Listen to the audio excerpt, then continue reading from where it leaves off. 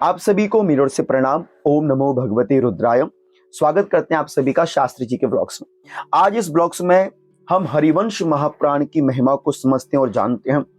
ऐसा ग्रंथ जिसको पढ़ने से आपको 18 प्राणों का फल प्राप्त होता है। वहीं पर ही संतान की कामना हेतु यदि कोई माँ पति पत्नी मिलकर, दोनों दंपत्ति मिलकर यदि इस दिव्य अनुष्ठान को करते हैं, अर्थात हरिवंश महापुराण का पाठ करते हैं, तो उन्हें सुयोग्य संतति की प्राप्ति होती है, चाहे फिर वो संतान में पुत्र हो अथवा पुत्री हो। संतति सुख को देने वाला ग्रंथ, 18 प्राणों के संपूर्ण फल को देने वाला महाग्रंथ है, जो महाभारत के अंतिम पर्व का एक अंश है, जिसमें आपको अद्भुत जानकारियां मिलती हैं। चाहे वो पितरों से हो, भगवान की कथाओं से हो, भगवत चिंतन हो, भगवत दर्शन हो, संतान गोपाल की महिमा हो, अथवा संतति की प्राप्ति के लिए किए जाने वाले विशेष कार्य हो। हरिवंश महापुराण के 318 अध्यायों में आपको बहुत अमूल्य भरपूर जानकारियां प्राप्त होती है। 3 पर्वों में हरिवंश पर्व, विष्णु पर्व और भविष्य पर्व से उद्गृत है, जिसमें 12,000 श्लोकों की संख्या बताई गई है। अब ऐसा पावन पवित्र ग्रंथ एक बार आप भी दृष्टि डाल लीजिए, अच्छा लगे अवश्य पढ़ने का प्रयास कीजिएगा। तो देखिए, आपके सामने ये अद्भुत ग्रंथ है, महाभारत खिल भाग हरिवंश श्री हरिवंश पुराण, हिंदी टीका सहित है। और ये ग्रंथ जो आपको प्राप्त होता है, ये प्राप्त होता है गीता प्रेस के द्वारा। देख सकते हैं आप, गीता प्रेस गोरखपुर, है ना।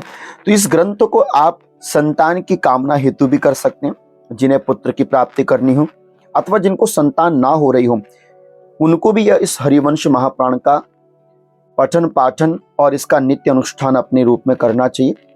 और हरिवंश महापुराण महाभारत के एक अंश पर्व का ही भाग है। आप जैसे पढ़ सकते हैं, हरिवंश वेदार्थ प्रकाशक महाभारत ग्रंथ का ही अंतिम पर्व है।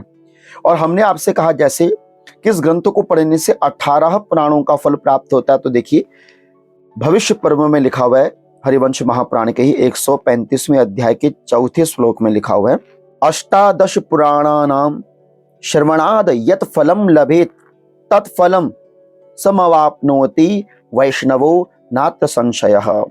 इतनी भारी महिमा है कि 18 पुराणों के सुनने का जो फल मिलता है, वह अकेले हरिवंश पुराण को सुनने से प्राप्त हो जाता है। तो बहुत ही सुंदर यह दिव्य ग्रंथ है।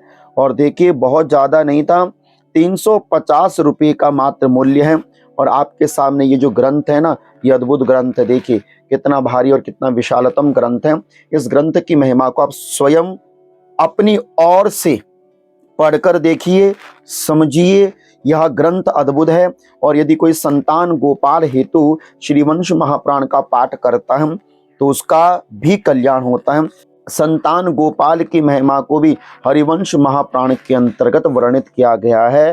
देखिए, संतान गोपाल स्तोत्रम, और यहाँ पर अद्भुत रूप स्वरूप में वर्णित किया गया है। यदि आप देखिए मूल मंत्र, ओम श्रीम ह्रीम क्लीम ग्लौम देवकी सुत गोविंद वासुदेव जगतपते देहि में तनयम कृष्ण त्वामहम शरणम गतः। देखिए यहाँ पर संपूर्ण विवेचना की गई है कि यदि आप संतान गोपाल का जप कर रहे हैं, तो इसके लिए आपने यदि अनुष्ठानबद्ध तरीके से कर रहे हैं, तो आपने अंगन्यास करन्यास इत्यादि कैसे करना चाहिए। और यदि आप संतान गोपाल मंत्र का यदि जप करना चाह रहे हैं, तो यहाँ पर देखिए सनत कुमारोक्त है ये, तो आप इसका भी जप कर सकते हैं, पाठ आदि कर सकते हैं। देखिए संपूर्ण प्रक्रियाओं यहाँ पर उद्गृत किया गया है।